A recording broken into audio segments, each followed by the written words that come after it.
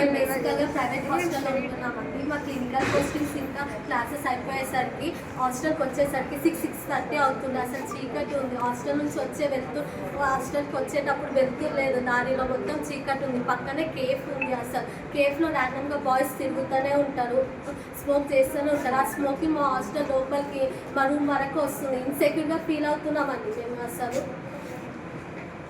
మాకు ఇంకా మేము పీజీలో మేము మెడికల్ స్టూడెంట్సే కాకుండా we share with our BTech students ఇంకా ఫార్మసీ స్టూడెంట్స్ అందరితో షేర్ చేసుకుంటున్నాము. వీకెండ్ అయితే చాలు గ్యాదరింగ్స్ అంటారు. బీటెక్ వాళ్ళు నైట్లో పార్టీస్ చేసుకుంటారు, మ్యూజిక్స్ ఉంటాయి. మా స్టడీస్ డిస్టర్బ్ అవుతుంది, మా స్లీప్ డిస్టర్బ్ అవుతుంది. ఒక హాస్టల్కి ఒక ఫీమేల్ వార్డెన్ లేదు, సెక్యూరిటీ లేదు, సేఫ్టీ లేదు గర్ల్స్కి.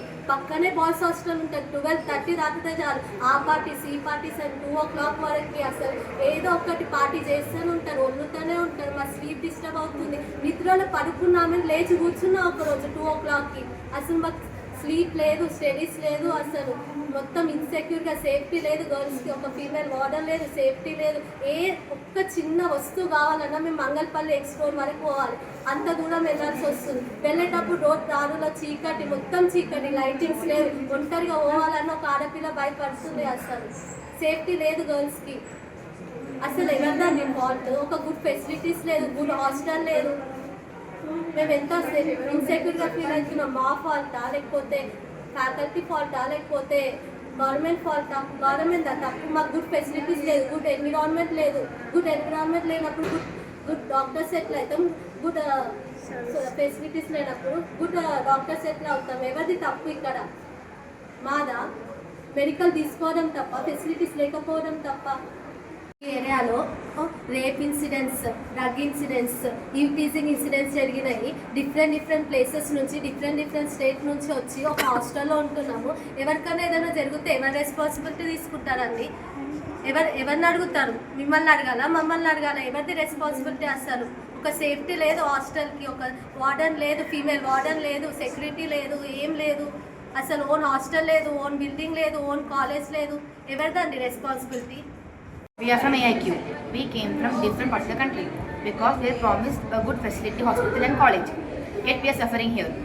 While taking admission, it was told that our college will be at Government Area Hospital Nasaripuram, which is in the heart of the city. Now, after admission, it was told that it's in the BIT campus in Mangalpalli, just 20 kilometers away from the hospital. Daily, we are spending 150 rupees for transport, which for a month it's 5,000. We have to walk every day and we are very exhausted. Then for hostel we have to pay nearly 1 lakh per annum only for accommodation and mess, excluding transport. Last year 8 new colleges which started in Telangana, out of which only our hospital and our college, which has no building and no hostel of its own. The remaining 7 colleges has its own building and has its own transport facilities. Why are we suffering? We came here with high hopes for high education, yet we are suffering here. We got a government seat, yet we are like a private college with everything private. Our ranks vary from 20 to 25,000, and we are not even given a basic facilities which is required for a medical student study.